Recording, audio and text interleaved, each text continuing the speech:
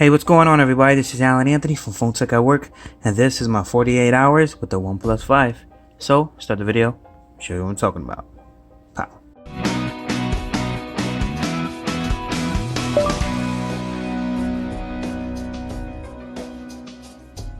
Alright guys, so it's been 48 hours with the OnePlus 5, so I just want to tell you my experience with the device so far, and everything that I like about it, and some things that I don't like about it.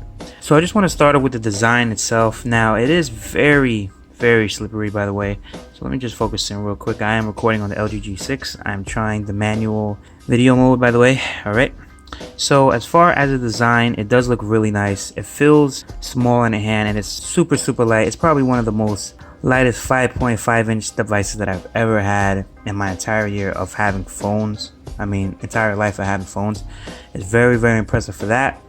There's not a lot of cases for it because a lot of cases are actually back ordered till the 18th of July, and I don't think I will actually wait for that. I'm trying to see if I want to keep this device or not. So the camera itself has been phenomenal.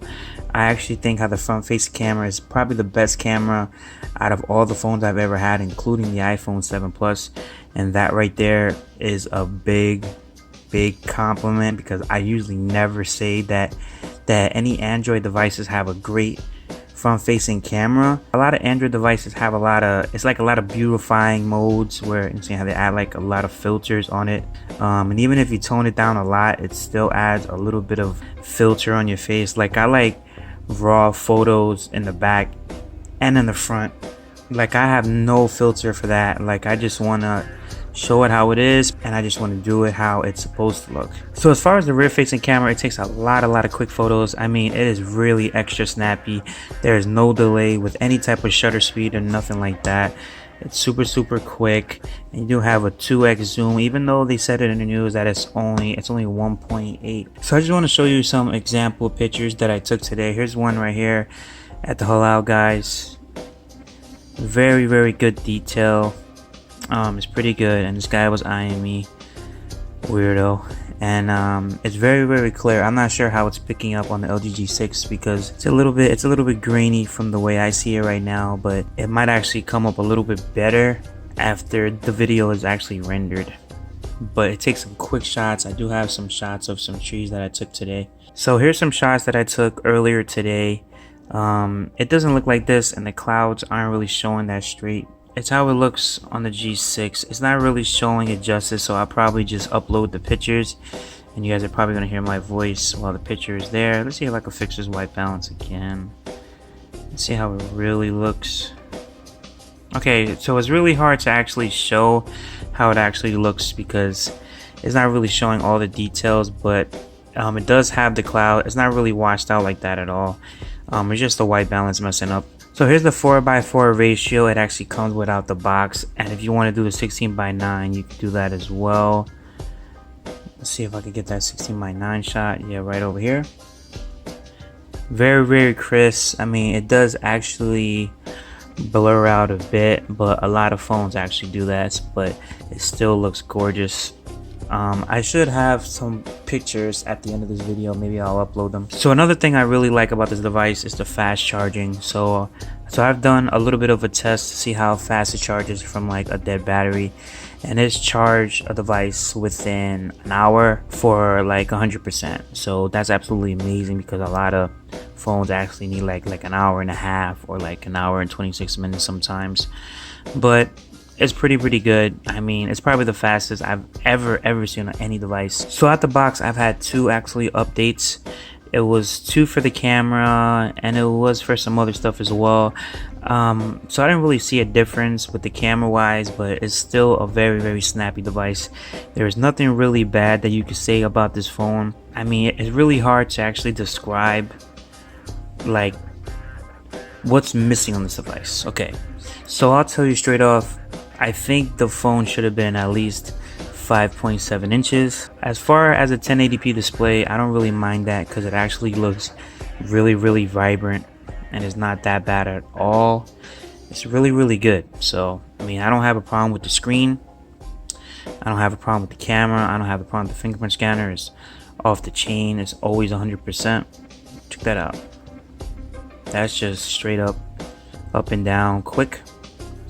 Now here's the question: is the 8 gigabytes of RAM actually noticeable? Now, honestly, I don't see it, but it is a really snappy device, and I'll probably see it if I ever go back to my SA Plus. So I think the real question is this worth $540 so far to me? I think basically if they would have came out with this phone at a $450 price point, I think it would be a no-brainer. So I think having a phone that has the latest processor and 128 gigabyte of internal storage and 8 gigabytes of RAM, it's a no-brainer to actually buy this for $450 or even $490. But at that $500 price point, you're really pushing it to where it's a lot of flagships out right now that are actually around for the same price after you wait like another 2 months or so. So stock Android is a very smooth UI. I had the 5X on the channel. I had the 6P on the channel. I had a bunch of ZTE phones on the channel that, I mean, it pretty much has a stock Android feel. I mean, I like how this actually comes up like that. I mean, that's not bad at all.